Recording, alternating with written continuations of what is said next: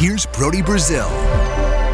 So before I get too deep into anything here with this video, I have to let you know right off the top, none of what I'm about to share with you is based on a conversation I've had with Tomas Hertl about a new contract. It's also not based on any talks I've had with the Sharks about a next Tomas Hertl contract. All of this is speculation, but it's educated observation, right? I'm putting together the things that we can all see and trying to make sense of what we know about Tomas Hertl right now. 11 days left as I record this until the NHL's trade deadline. A couple different outcomes here. Could he re-sign with the Sharks by then?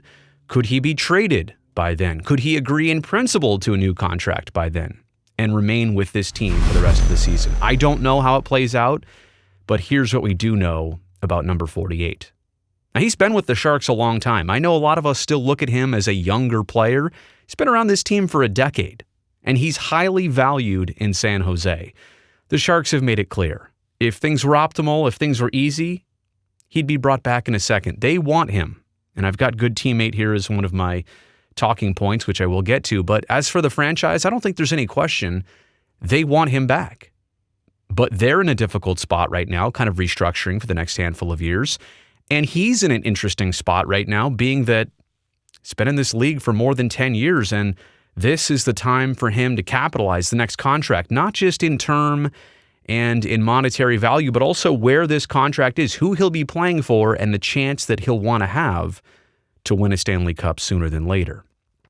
But he's valued in San Jose. At the same time, you got to understand he's highly sought after, not just for the rest of this season as a rental for a team that would want him in a playoff push down the stretch, but any other team might be thinking about extending him, signing him to a long-term contract. This is a player who has set a track record. He's also overcome some injuries. I know he's not playing his best as of late. That's our next transition here.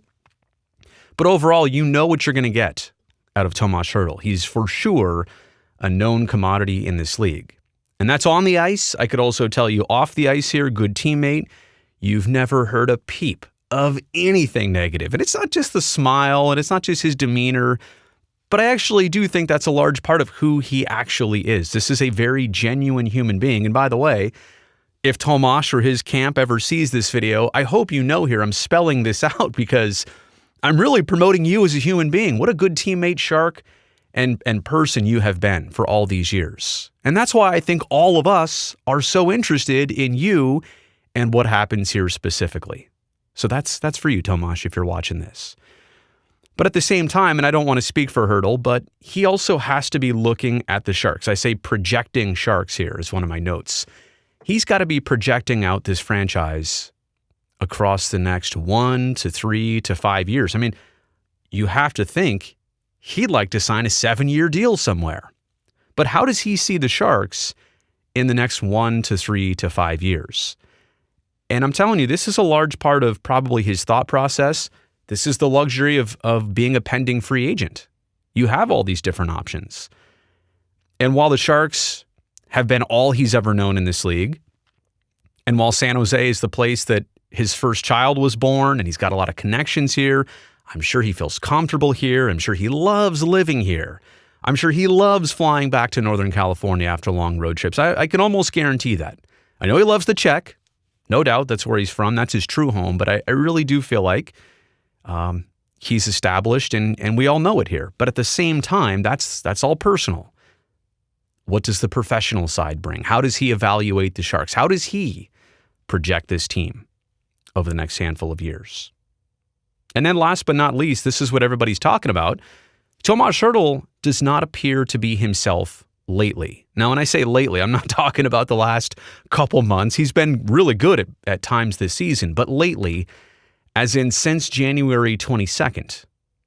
Here's Hertl's last 15 games. 1 goal, 4 assists. All of those helpers, by the way, were on power plays. He does not have an even strength assist in the last 15 games. Since January 22nd, a -11 rating. He does not have a single plus game out of any of the last 15. He's taken 31 shots on goal in the last 15 games. You do the math, that's 2 shots, obviously, per game for one of your top centermen on the team. and a 3.2 shot percentage. So obviously, low quantity of shots for number 48, and he's also not finding results. Now, what does all of this mean? Maybe the thought process, the free agent process, the trade deadline process, maybe this is weighing on him. Now, I get it. I'm not saying that Tomas is saying this. I know I am kind of speaking for him here, and maybe I'm completely wrong, but I want to offer this thought. So I'm trying to be delicate and careful here with how I go about this. Maybe some of what's happening right now, and he's a loyal human being. He's a very good human being. Maybe some of this is getting to him consciously, subconsciously, or maybe there's an injury we don't know about, or maybe he's playing a couple extra minutes per game this season. Maybe that's taken its toll. Maybe he's running out of gas a little bit. But I'm going to say my number one theory, the thing that comes to mind first, is that maybe this entire process is kind of weighing on Tomas Hertl. And maybe we're seeing that reflected here in the deadline and what is now 11 days away. And maybe that's kind of the mood for him right now. I don't know what's going to happen. I guess he'll probably have some potential control over how this plays out and shapes up. And, obviously he's been privy to all the talks with his agent and the Sharks, but maybe it's kind of, and your agent does that work for you. Don't get me wrong. But it's still you, the one that's going to either be here or not, or play here or not, or go somewhere brand new and maybe, hey, get a really good chance this spring in the rest of March and April, May to go win a Stanley Cup somewhere, or to sign a long-term deal here that you're really happy with and proud of. So maybe some of this, all of this, I don't know, maybe it's adding up. Maybe it's affecting Tomas Hertl, but clearly we know who he is, and we know these last 15 games, look, relative small sample size in a player's career. We also know that this is not necessarily number 48. So I'm interested to see about what happens, how it happens.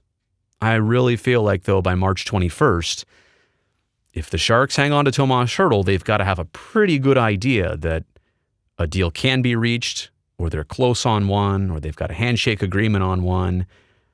The flip side of it is this: if you know you're not going to be able to bring Hertl back, I feel like it's only the prudent thing to do to capitalize on his value that another team would definitely pay for and bring back some draft picks or prospects, and that's what the Sharks are looking for. So let me know what you think about all this in the comments section below.